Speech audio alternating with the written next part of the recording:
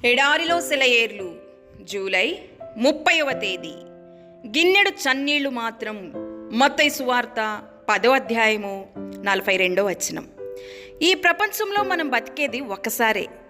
మనం చేయదలుచుకున్న ఏ మంచి పనైనా, ఒక మనిషి కోసం, ఒక ఆత్మ కోసం చేయాలనుకున్న ఏ రకమైన సేవైనా, ఏ జంతువు పట్ల చూపదలుచుకున్న కరుణైనా ఇప్పుడే చేయాలి. దాన్ని నిర్లక్ష్యం చేయకూడదు, వాయిదా వేయకూడదు. ఎందుకంటే ఈ దారి వెంట మళ్ళీ రాము కదా. నువ్వేం చేసావన్నది కాదు, చెయ్యకుండా విడిచిపెట్టిందేమిటి?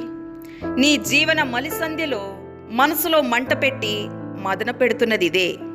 ఆప్యాయంగా పలకలేకపోయినా, అనునయ వాక్యం రాయడానికి నిర్లక్ష్యం చేసిన లేఖ, పంపుదామని మర్చిపోయిన పూలమంజరి, ఎదుటివాడి దారికి అడ్డంగా ఉన్న శిల, బలముండి కూడా దాన్ని తొలగించుకుంటే ఎలా?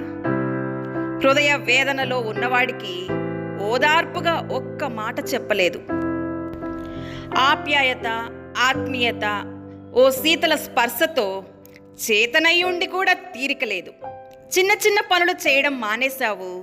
జీవితకాలం స్వల్పమే, కష్టాలు కన్నీళ్లు అధికమే.